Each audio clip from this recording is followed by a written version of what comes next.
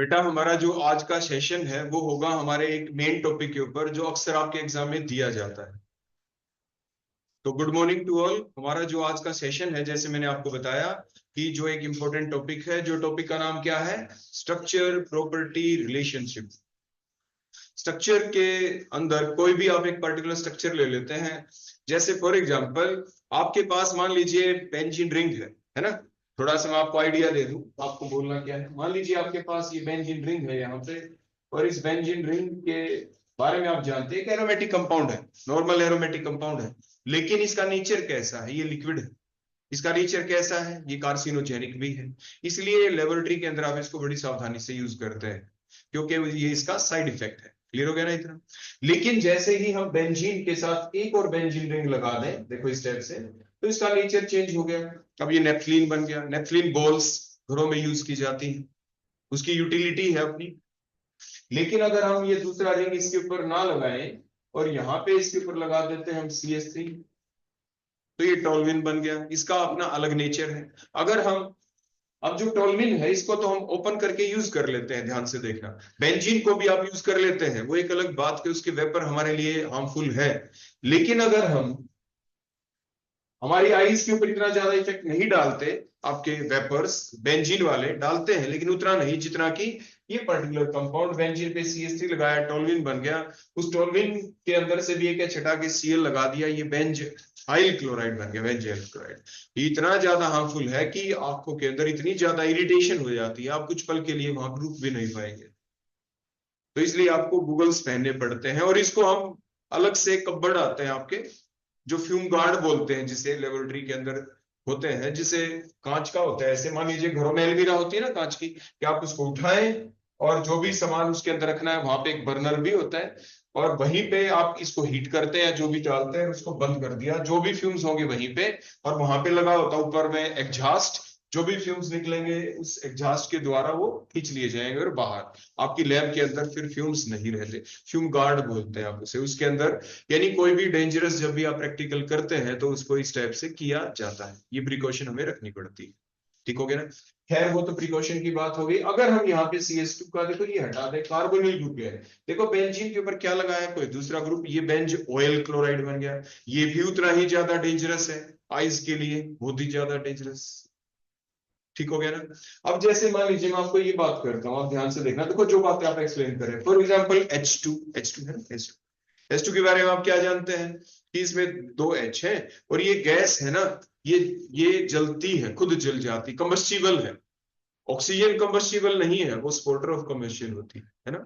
तो means HH लिख दिया, इस H के आगे आपने यहाँ पे Cn लगा दिया, इसकी प्रॉपर्टी बदल गई, HCN साइनाइड बन गया ना। यहाँ पे अगर मान लीजिए HCl ले ले, यहाँ पे H को हटा के K लगा दें, उसका हार्मफुल नेचर बढ़ गया। और आप जानते भी हैं सबसे ज्यादा पॉइजनस सब्सटेंस यही है। तो मीन्स अगर आप साइनाइड के बारे में बताते हैं तो कुछ स्टेप से बताते हैं कि कोई साइड ग्रुप हटा दिया, उसके अंदर कोई चेंज कर दिया, तो चेंज करने के बाद उसकी प्रॉपर्टी में क्या आ जाता है चेंज, वही आपको यहाँ पे एक्सप्लेन करना होता है।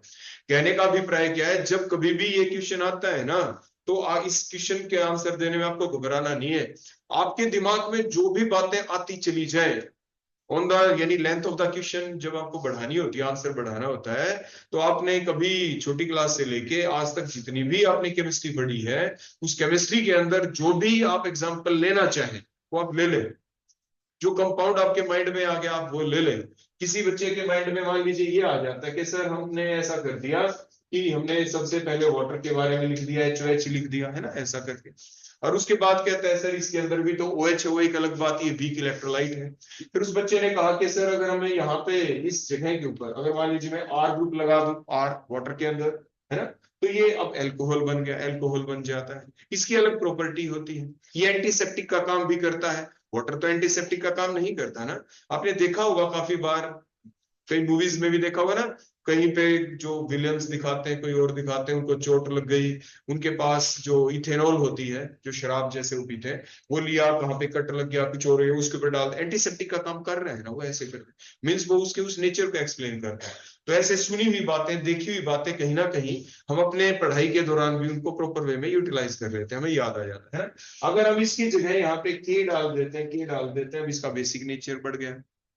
अगर हम हमारे पास जो अल्कोहल आया था, अगर हम उसका एक एच और हटा दें और यहाँ पे अगर लगा दें तो ईथर बन जाता है। ये ज्यादा डेंजरस है, उससे भी ज्यादा बॉइलिंग पॉइंट इसका कम होता है, उसका बॉइलिंग पॉइंट ज्यादा। प्रॉपर्टी चेंज होती हुई हमें बतानी होती है कि किस तरीके से कोई भी कंपाउंड आप लेते हैं, डायग्राम बनाते चले जाएं और उसके अंदर थोड़ा थोड़ा चेंज करते चले जाएं, और जो भी चेंज आने से उसकी प्रॉपर्टी में क्या हो गया चेंज, वो आपको करना है यहाँ पे एक्सप्लेन।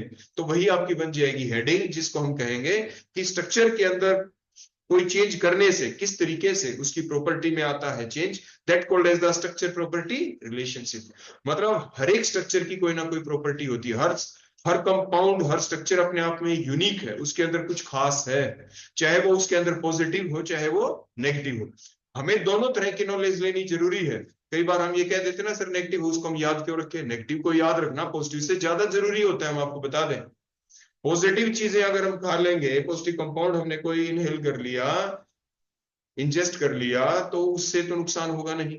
नेगेटिव चीजों का पहले ध्यान रखना है कि ये कंपाउंड का ये हार्मफुल इफेक्ट है, अगर वो हमारे बॉडी में इनहेल हो गया, इंजेस्ट हमने कर लिया, तो बहुत ज्यादा नुकसान हो सकता है।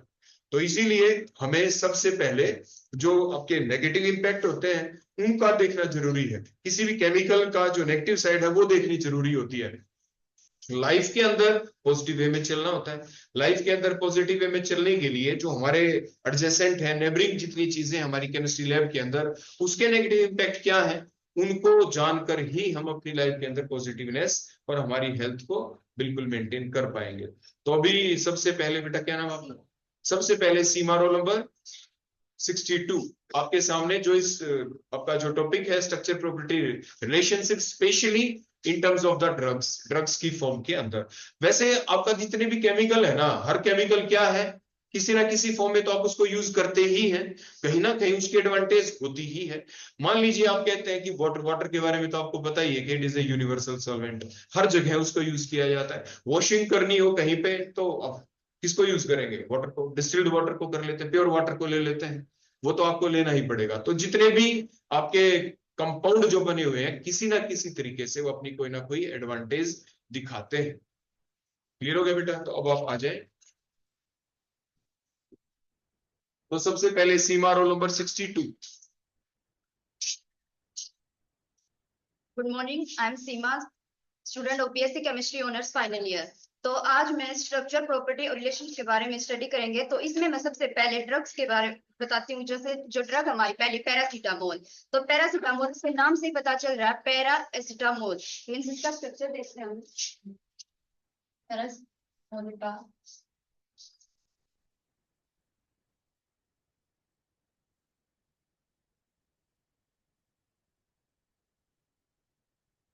होता है, ये एक एंटीबायोटिक ड्रग्स होती है जो हमारी बॉडी फीवर को, बॉडी के टेम्परेचर को कम करने के लिए यूज की जाती है। लेकिन डाटा हमें बताता है कि पैरासीटामोल से भी पहले एक जो ड्रग आई थी उसका नाम था फेनिस्टीन, और उसके स्ट्रक्चर में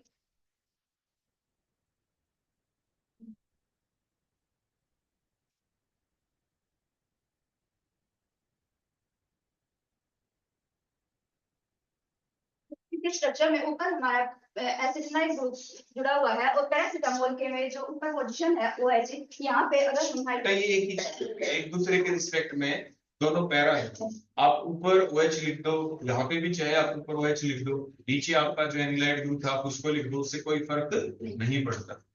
तो यहाँ पे अगर हमें इसका हाइड्रोजन हटा के पैरासीटामोल में और अगर कोई इथाइल ग्रुप लगा देते हैं तो ये फेनिस्टीन जो ड्रग बन जाती है। लेकिन डाटा बताता है कि जो पैरासीटामोल है वो हमारी ज्यादा इफेक्ट पाई गई एज कम्पेयर टू फेनिस्टीन। और अगर फेनिस्टीन में यहाँ पे हमने NH2 ग्रुप की प्रोटेक्शन करके हमारा एसिटाइल ग्रुप आया हुआ है, अगर हम इसकी डी प्रोटेक्शन कर दें, डी प्रोटेक्शन करने के बाद ये दोबारा से NH2 में चेंज हो जाएगा।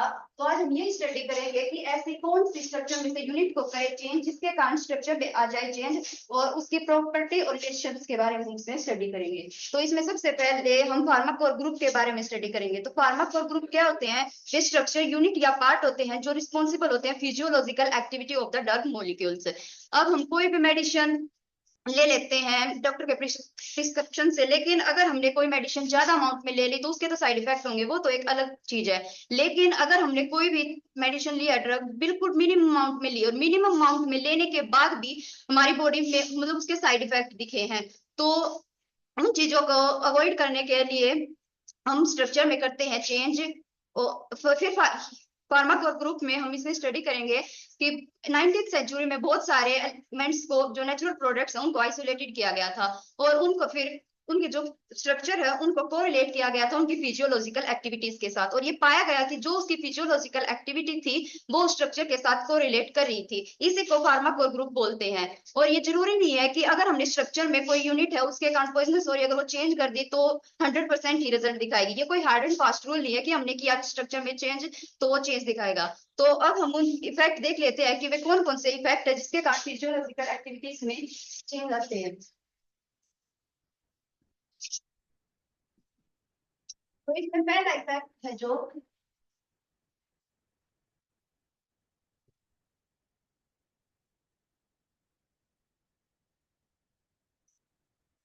Effect of alkyl group.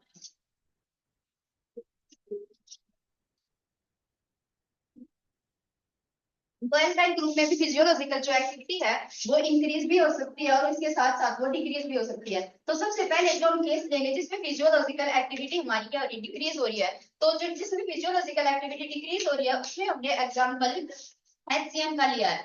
तो HCM के कारण क्या हो जाता है कि पेशेंट लेने के बाद कोमा में भी पेशेंट चला जाता है। तो इसमें हम कैसे इसकी एक्टिविटी को रिड्यूस करें। तो हम कोई भी एक्टिव हाइड्रोजन है और एक्टिव हाइड्रोजन कौन होते हैं।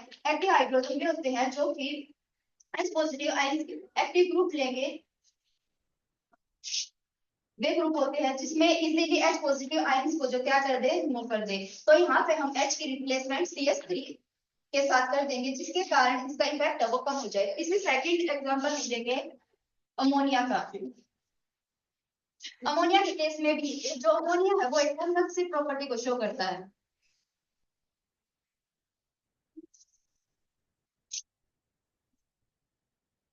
और कूलेंट प्रॉपर्टी का मतलब क्या है। यहाँ पे जो आइस फैक्ट्रीज में कूलिंग के लिए जो गैस यूज की जाती है वो अमोनिया यूज की जाती है। लेकिन कई बार जो अमोनिया गैस है वो लीकेज हो जाती है तो जिसके कारण बहुत सारे साइड इफेक्ट देखने को मिलते हैं। तो उसी चीज को अवॉइड करने के लिए यहाँ पे हाइड्रोजन की रिप्लेसमेंट CH3 अल्काइल ग्रुप के द्वारा करेंगे। अगर हम एक हाइड्रोजन की रिप्लेसमेंट एक अल्काइल ग्रुप के द्वारा करें तो वो प्राइमरी, दो के द्वारा तो सेकेंडरी और यहाँ पे 3 करें तो ये टर्शियरी हो जाएगा, टर्शियरी होगी। हम ये तो है जो फिजियोलॉजिकल एक्टिविटीज को कम कर रहे थे। अब सेकंड केस लेते हैं हम जो कि फिजियोलॉजिकल एक्टिविटीज को इंक्रीज करेंगे।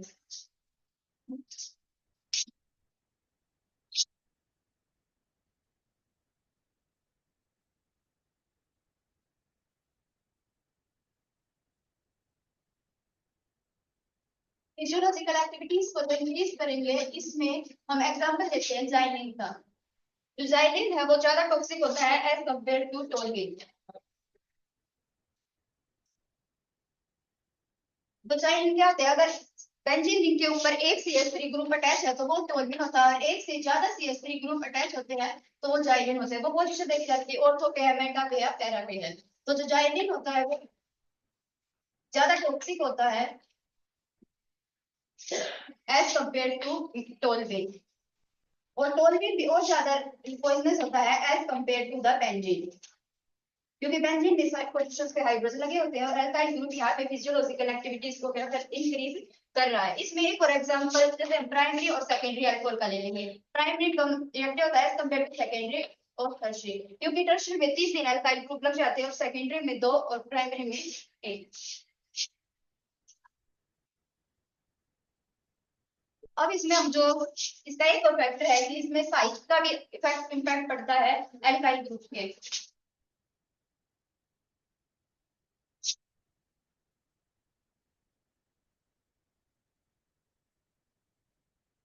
अब जो हमारा मिथाइल ग्रुप होता है उसका इन्फ्लुएंस कम होता है as compare to ethyl group. तो इसमें हम एग्जांपल लेते हैं जैसे एसिडोक्विनोन है। अगर हम CH3 की रिप्लेसमेंट C2H5 के द्वारा कर दे तो ये और ज्यादा एक्टिव हो जाएगा। अब जो साइक्लिक इसमें इफेक्ट है वो इफेक्ट होता है OH ग्रुप।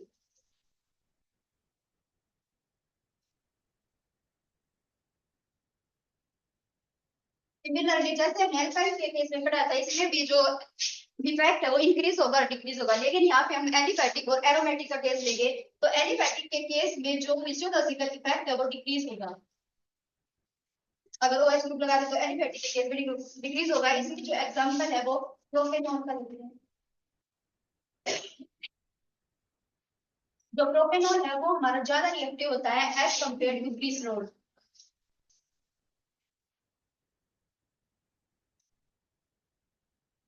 ग्लिसरॉल का जो स्ट्रक्चर होता है वो इसके तीनों पोजीशंस पे OH ग्रुप लगा हुआ होता है।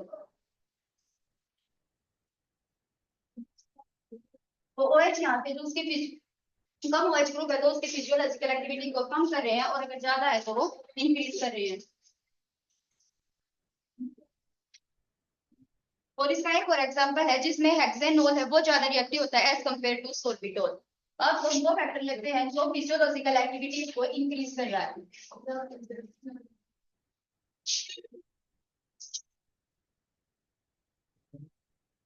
फिजियोलॉजिकल एक्टिविटी है वो इंक्रीज होगी इन केस ऑफ एरोमेटिक।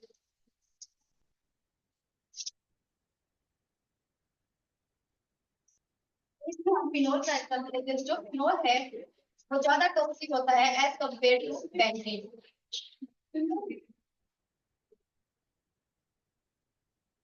क्योंकि यहाँ पे जो OH ग्रुप है वो उसकी फिजियोलॉजिकल एक्टिविटीज को इंक्रीज कर रहा है।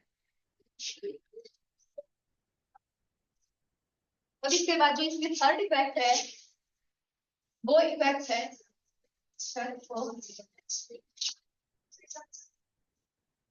हेलोजन। तो हेलोजन के केस में क्या होता है कि जो पॉजिटिव हेलो जो नेगेटिव हेलोजन है वो फिजियोलॉजिकल एक्टिविटीज को इंक्रीज भी कर सकते हैं और डिक्रीज भी कर सकते हैं। और हम यहाँ पे पॉजिटिव हेलोजन को लेते हैं। जो पॉजिटिव हेलोजन है वे टॉक्सिसिटी को डिक्रीज करते हैं। और यहाँ पे जो टॉक्सिसिटी को डिक्रीज करे इसमें जो एग्जांपल है वो क्लोरो अमाइन का एग्जांपल लेंगे NH2Cl। और जब इसकी हम हाइड्रोलाइसिस करेंगे तो ये हमारा हाइपोपैलस एसिड देगा जो कि HOCl ऑक्सो एसिड्स होते हैं हेलोजेंस के।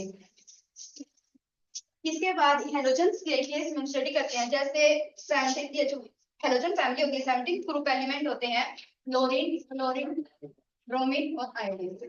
यहाँ पे फ्लोरीन तो एक एक्सेप्शन है उसके बाद स्टडी करेंगे। क्लोरीन ब्रोमीन आयोडीन जब हम टॉप टू बॉटम जाते हैं तो जो एटॉमिक वेट है वो इंक्रीज होता है, और जो ऊपर है वो जो प्रॉपर्टी हाइपोटोनिक प्रॉपर्टी है वो इंक्रीज होती है, और नीचे की तरफ जो एंटीसेप्टिक प्रॉपर्टी है वो इंक्रीज होती है।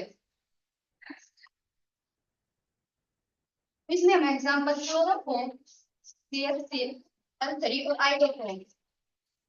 तो क्लोरोफॉर्म ऊपर हमारी हाइपोटोनिक प्रॉपर्टी इंक्रीज हो रही है तो जो क्लोरोफॉर्म है वो एक हाइपोटोनिक की तरह एक्ट करेगा, और नीचे एंटीसेप्टिक प्रॉपर्टी इंक्रीज हो रही है तो जो आयोडोफॉर्म है वो एंटीसेप्टिक की तरह काम करेगा।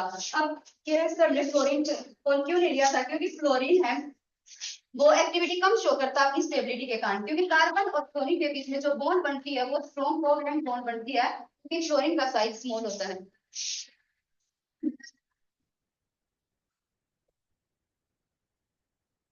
नेक्स्ट जो प्रॉपर्टी देखते हैं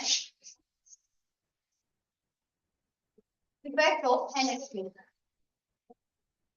तो NH2 का इफेक्ट ये भी फिजियोलॉजिकल एक्टिविटीज को इंक्रीज करता है। तो हम कैसे डिक्रीज करें फिजियोलॉजिकल एक्टिविटीज को, तो हमने पहले भी स्टडी किया था ड्रग्स में कि इसकी हम प्रोटेक्शन करवा दे बाय एसिटाइलेशन। तो एनीथिंग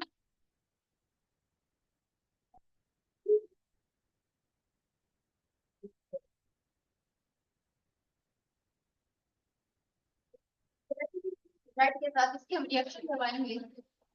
तो हाइड्रोजन से अपने इलेक्ट्रॉन को इलेक्ट्रॉन और फिर कार्बन, क्योंकि यहाँ पे पार्शियली पॉजिटिव चार्ज और यहाँ पे पार्शियली ये अपने इलेक्ट्रॉन को देगा, फिर से कार्बन देगी और यहाँ से ऑक्सीजन की हेल्प हो जाएगी।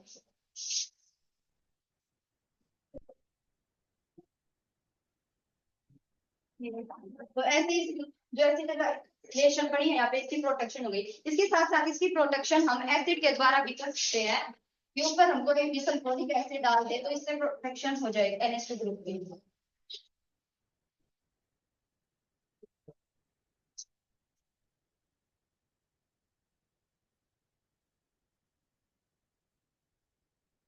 अब उसके बाद जो इसका इफेक्ट है अगला नेक्स्ट इफेक्ट देखते हैं, effect of CN cyanide group का। तो साइनाइड ग्रुप का भी सिमिलर कोई इफेक्ट है जो हमने पीछे इफेक्ट पढ़ा था कि जैसे HCN है जिसके कारण पेशेंट में कोमा हो सकती है, तो इसको हम H को रिप्लेसमेंट करेंगे CH3 CN के द्वारा, जिसके कारण ये अपनी फिजियोलॉजिकल एक्टिविटीज कम शो करेगा।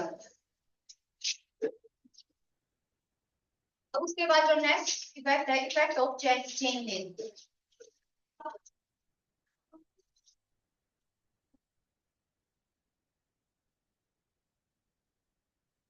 इफेक्ट में क्या होता है कि ये फिजियोलॉजिकल एक्टिविटी को इंक्रीज भी कर सकता है और डिक्रीज भी कर सकता है, लेकिन मेन ये डिक्रीज भी करेगा जब number of the carbon atom increase होंगे।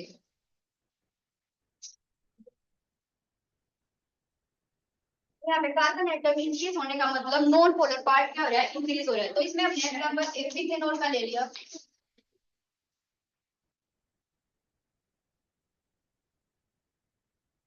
जब हम और जब हम इसकी हाइड्रोलाइसिस करवाएंगे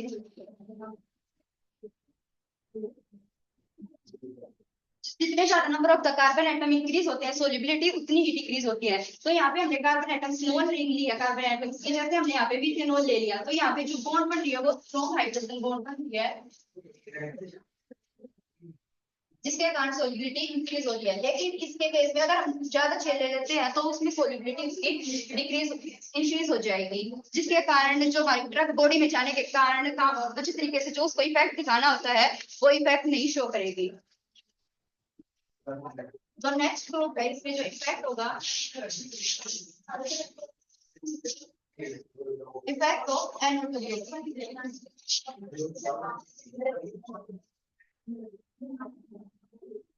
तो यहाँ पे जो एनो ग्रुप है ये नाइट्रो ग्रुप है और जो ON ग्रुप है नाइट्राइट ग्रुप है। तो इसमें हमने बताया जो नाइट्रोबेंजीन होती है वो ज्यादा टॉक्सिक होती है। तो इसके इम्पैक्ट को कम करने के लिए हम इसको कैसे फिजियोलॉजिकली एक्टिव बना सकते हैं, हम इसमें एल्काइलेशन करवा सकते हैं।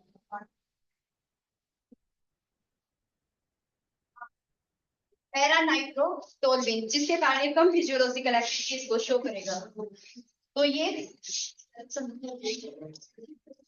ये थे इफेक्ट जो स्ट्रक्चर प्रॉपर्टी और रिलेशनशिप को इम्पैक्ट करते हैं। Thank you sir.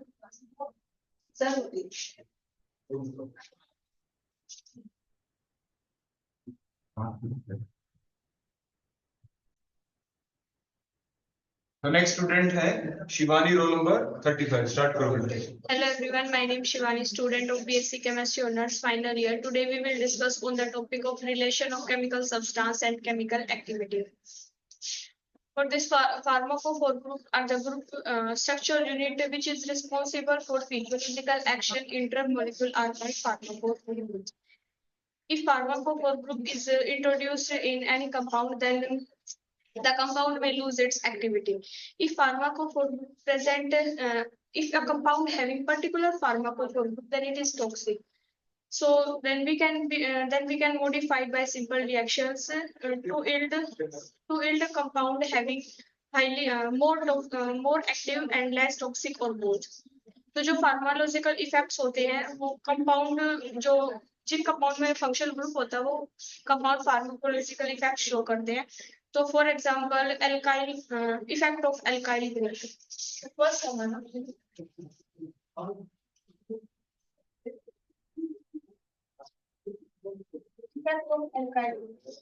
ग्रुप का इफेक्ट एल्काइल ग्रुप का जब हम सब्स्टिट्यूट कराते हैं किसी कंपाउंड के अंदर तो जो फिजियोलॉजिकल एक्टिविटी है वो इंक्रीज भी हो सकती है और डिक्रीज भी हो सकती है।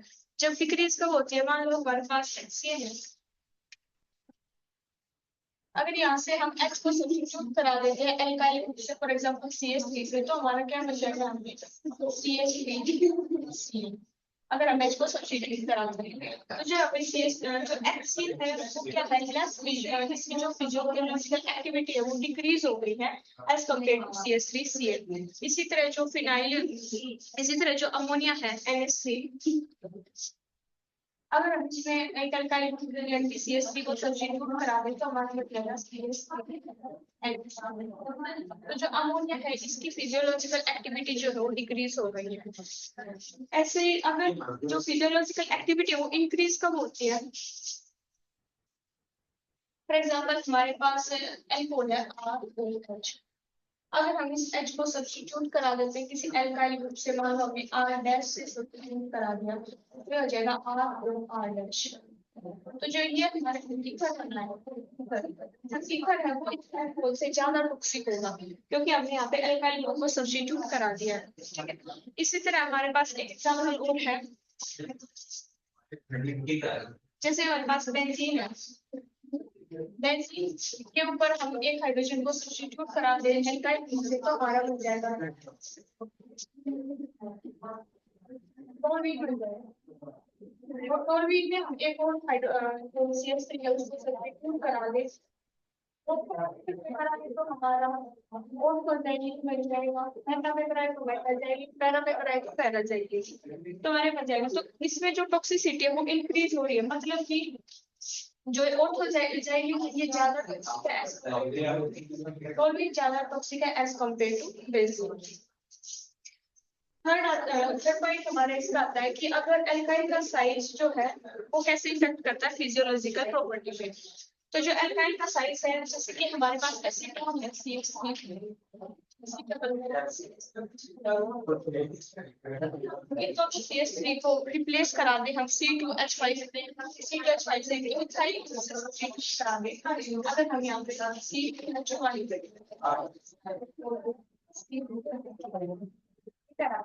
तो जो डाइइथाइल जो फिनोल है ये हमारा एसीटोन है, ये है डाइइथाइल।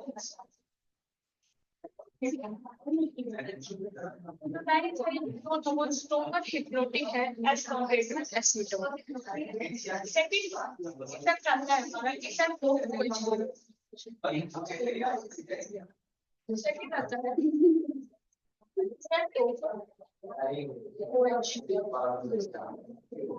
अब जब OH ग्रुप को हम किसी कंपाउंड के साथ सब्स्टिट्यूट कराते हैं तो उस कंपाउंड की जो प्रॉपर्टी है फिजियोलॉजिकल प्रॉपर्टी इंक्रीज भी हो सकती है और डिक्रीज भी हो सकती है। अगर हम कोई एलिफेटिक कंपाउंड में हम इसको OH ग्रुप को सब्स्टिट्यूट कराते हैं तो जो उसकी जो फिजियोलॉजिकल एक्टिविटी है यानी कि जो फिजियोलॉजिकल प्रॉपर्टी है वो वीक हो जाती है। फॉर एग्जाम्पल अपने लेते हैं प्रोपेन।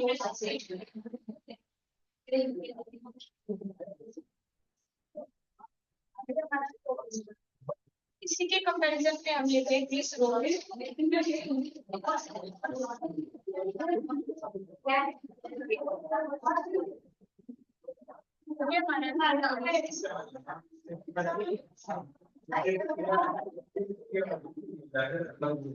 यहाँ पे देखेंगे कि यहाँ पे एक OH ग्रुप है प्रोपेनॉल में, में हमारे पास 3 OH ग्रुप है। तो जितने ज्यादा यहाँ पे OH ग्रुप अटैच होंगे उसकी जो फिजियोलॉजिकल प्रॉपर्टी है उतनी ज्यादा वीक हो जाएगी उस कंपाउंड। तो यहाँ पे सबसे डिस्ट्रोल की फिजियोलॉजिकल प्रॉपर्टी है और प्रोपेनॉल की ज्यादा।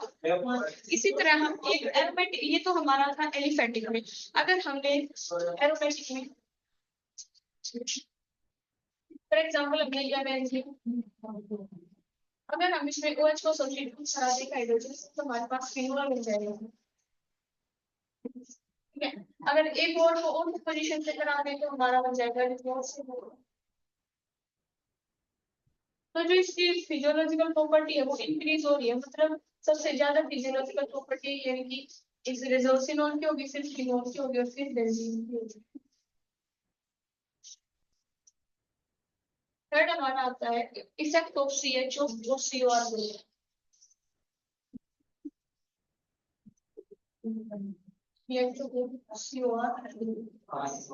तो जो CHO यानी कि एल्डिहाइड जो है वो ज्यादा रिएक्टिव होते हैं कीटोनिक ग्रुप से।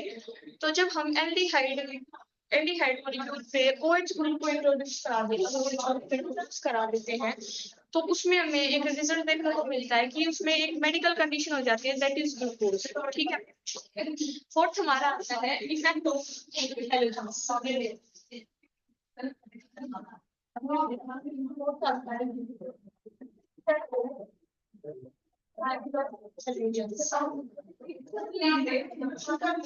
अब इफेक्ट ऑफ हेलोजन में क्या होगा, अगर हम नेगेटिव हेलोजन को किसी कंपाउंड में इंट्रोड्यूस कराते हैं तो उसकी टॉक्सिसिटी इंक्रीज हो जाती है। Negative halogen that means the halogen substituted in non conjugated position, ठीक है। इसलिए हम कह भी सकते हैं कि जब हम हेलोजिनेशन कराते हैं तो कंपाउंड की एक्टिविटी इंक्रीज हो जाती है।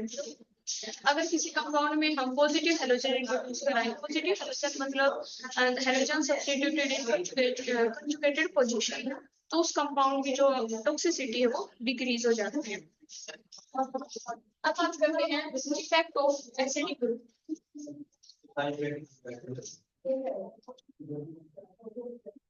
Effect of acidic group, acidic group कौन से होते हैं, जैसे कि COH हो गए, SO3 हो गया। तो जब हम इन दोनों ग्रुप को किसी भी कंपाउंड में इंट्रोड्यूस कराते हैं तो उसकी जो फिजियोलॉजिकल प्रॉपर्टी वो या तो डिक्रीज हो जाती है या कंप्लीटली डिस्ट्रॉय हो जाती है। ठीक है, जैसे कि इसका एक एग्जांपल ले सकते हैं, इसके हमारे पास बेंजीन है। बेंजीन एक जो नाइट्रोबेंजीन है, नाइट्रोबेंजीन ये जो है पॉइजनस है। और जो हमारा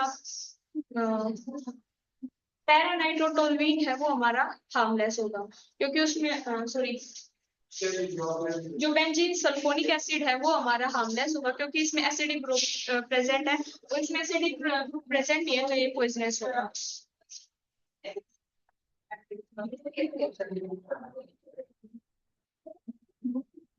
फिर बात करते हैं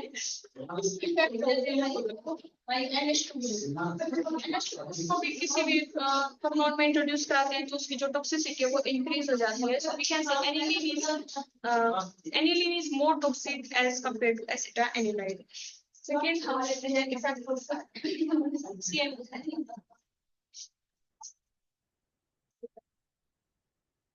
ये ग्रुप को किसी भी कंपाउंड में इंट्रोड्यूस कराते हैं तो उसकी जो टॉक्सिसिटी है वो इंक्रीज हो जाती है। इसका एक एग्जांपल हमने पहले भी देखा, HCl वाला।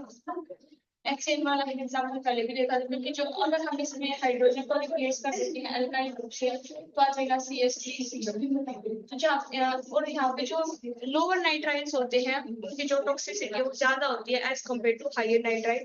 तो हम कह सकते हैं कि जो HCl है इसकी टॉक्सिसिटी ज्यादा होती है as compare to CH3Cl।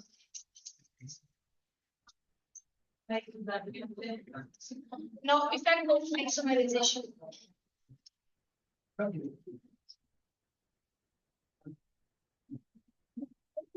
Slightly difference देखने को मिलता है कि फिजियोलॉजिकल प्रॉपर्टी में, जैसे कि हमारे पास नाइट्रोबेंजीन है तो उसका जो आइसोमेरिज्म अगर हम ले लेते हैं मेटा हाइड्रोक्सीबेंजोइक एसिड और पैरा हाइड्रोक्सीबेंजोइक एसिड, तो उसमें जो हाइड्रोक्सिसिटी इनकी आइसोमेरिज्म में स्लाइटली डिफरेंस होता है, इनकी टॉक्सिसिटी स्लाइटली इंक्रीज हो जाती है।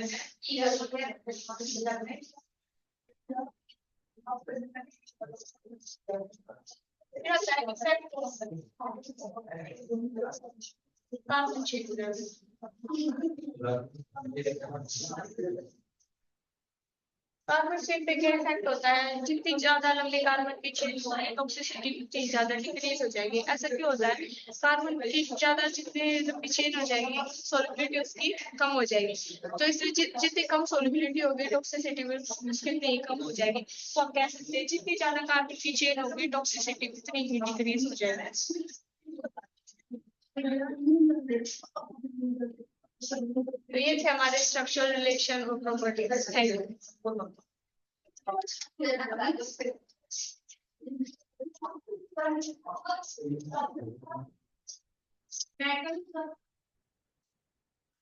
Now the next student is Prachi, roll number 18.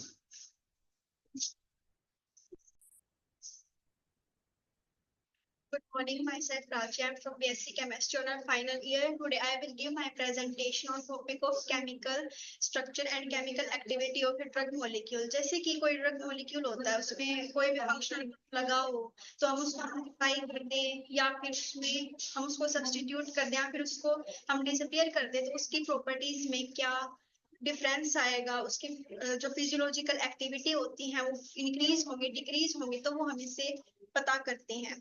तो सबसे पहले जो फार्माकोर ग्रुप क्या होता है, जो स्ट्रक्चरल और फंक्शनल पार्ट होता है किसी भी ड्रग मॉलिक्यूल का, जो कि फिजियोलॉजिकल एक्टिविटी के लिए रिस्पॉन्सिबल होता है, उसको हम फार्माकोफोर ग्रुप कहते हैं। तो सबसे पहले हम इफेक्ट ऑफ अल्काइल ग्रुप देखेंगे।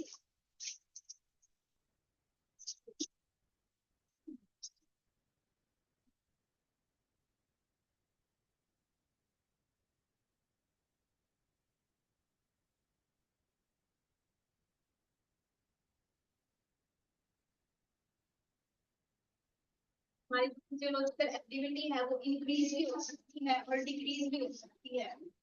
तो इंक्रीज किस केस में होती है, हमने ले लिया पैरासाइट साइड ले लिया।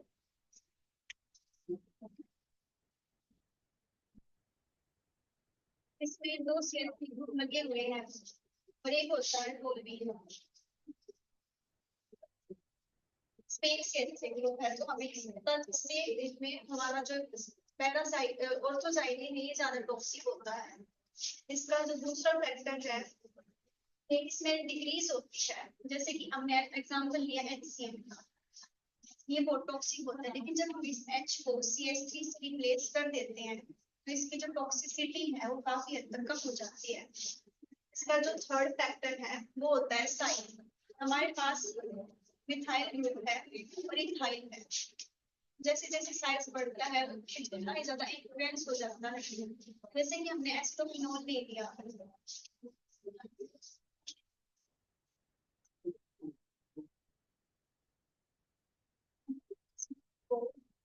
रिप्लेस कर देते हैं तो टॉक्सिसिटी कम हो जाती है। हम दूसरा लेंगे OH ग्रुप का इफेक्ट। इसमें भी हमारी टॉक्सिसिटी इंक्रीज और डिक्रीज हो सकती है जब हम इसको इंट्रोड्यूस करते हैं। तो पहले हम देखते हैं जब हम इसको किसी एलिफेटेड कंपाउंड्स में इंट्रोड्यूस करते हैं तो क्या होता है। जैसे कि हमारे पास होता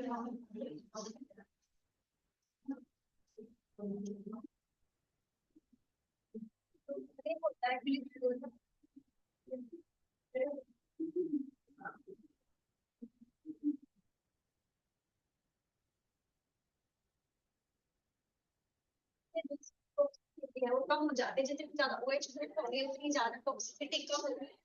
दूसरा होता है जब हम OH ग्रुप को किसी एरोमेटिक कंपाउंड में इंट्रोड्यूस करते हैं, जैसे कि हमारे पास फिनोल है, वो ज्यादा टॉक्सिक होता है एज कम्पेयर टू बेंजीन। जो हमारा थर्ड है वो है एल्डिहाइड और कीटोनिक ग्रुप।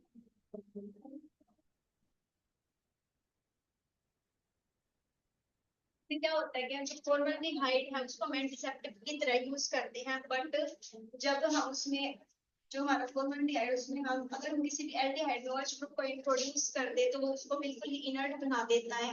और जो हमारे जो कीटोन होते हैं उनकी जो फिजियोलॉजिकल एक्टिविटी होती है वो सेकंड डिग्री अल्कोहल जितनी होती है। फोर्थ है इंट्रोड्यूसिंग एसिडिक ग्रुप्स।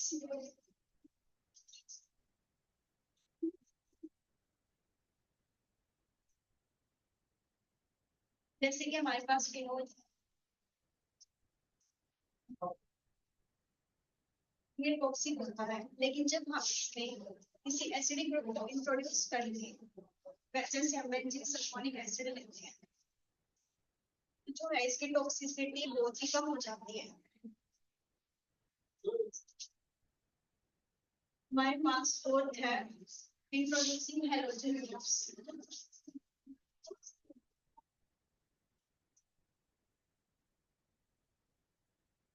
हमारे पास मीथेन है, इसमें हम अगर चारों कार्बन हाइड्रोजन एटम को रिप्लेस करते हैं तो CCl4 होता है, जिसको हम फायर एक्सटिंग्विशर्स में यूज करते हैं।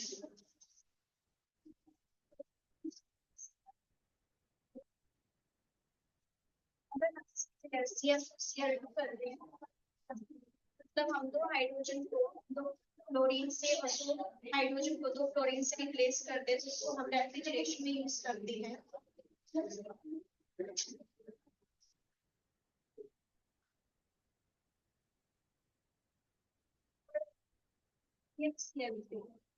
अगर हम उसके 3 हाइड्रोजन को 3 क्लोरीन से रिप्लेस कर दें तो ये एनेस्थेटिक ड्रग की तरह काम करता है।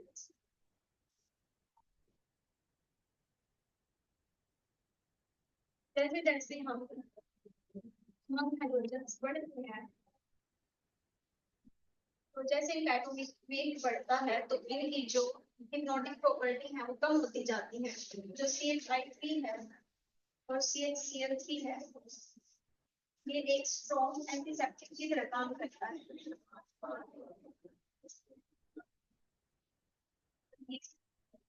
की तरह काम करता है।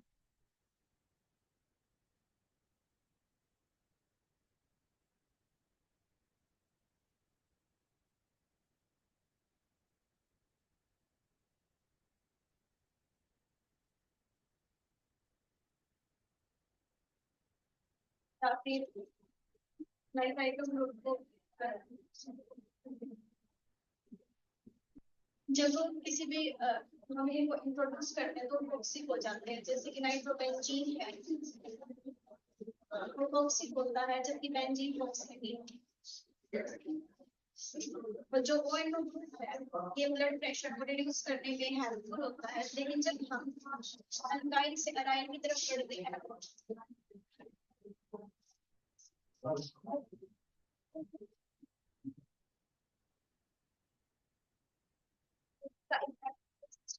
बढ़ जाती है।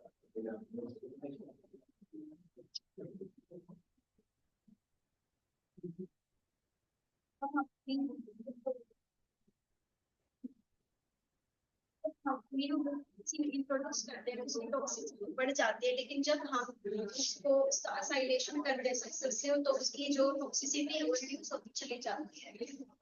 जो अमीनोमेंजीन है ये टॉक्सिक होता है। लेकिन जब हम एसिटाइल करते हैं सक्सेसफुल साइलेशन करते हैं तो ये फिजियोलॉजिकल एक्टिविटी डिक्रीज हो जाती है। हम इसकी कार्बोक्सिलेशन और सल्फोनेशन से भी फिजियोलॉजिकल एक्टिविटी डिक्रीज कर सकते हैं।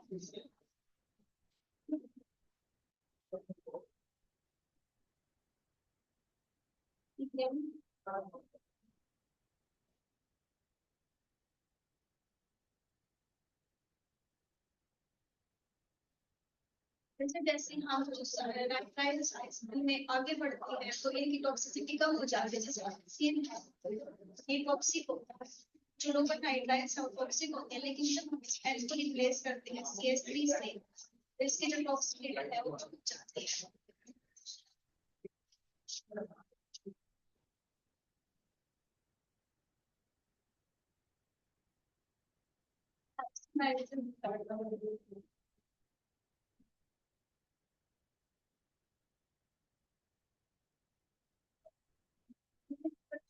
मेडिसिन है जैसे मैलिक एसिड को लेके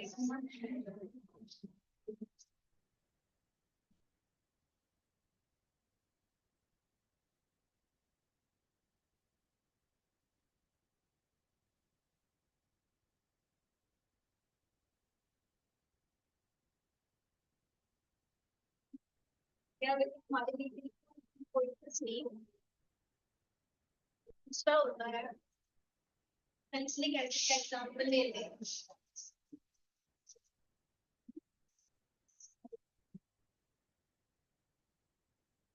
ये टॉक्सिक होता है लेकिन जब हम इस OH को रिप्लेस करते हैं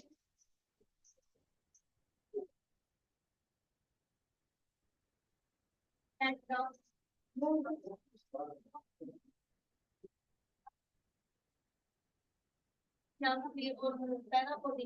इसकी टॉक्सिसिटी रिड्यूस हो जाती है।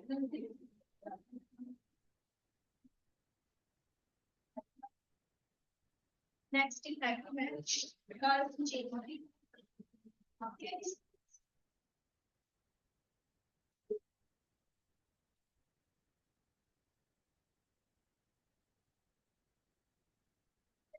कार्बन की चेन बढ़ जाती है वैसे वैसे सोलिबिलिटी कम हो जाती है उसकी फिजियोलॉजिकल एक्टिविटी भी डिक्रीज हो जाती है। जैसे कि हमारे पास CH3OH है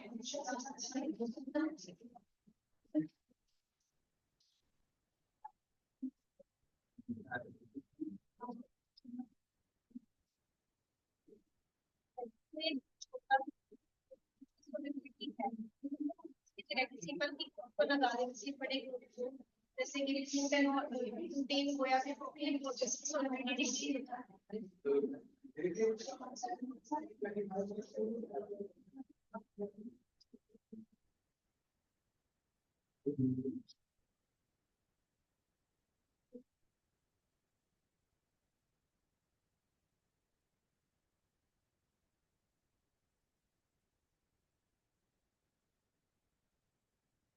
आज की प्रेजेंटेशन, अब आपका टाइम हो गया, अब आप जा सकते हैं। किसी बच्चे को वैसे कोई डाउट पूछना हो तो रुक सकता है। पूछना बेटा, किसी बच्चे को कोई डाउट हो, कोई बात पूछनी हो।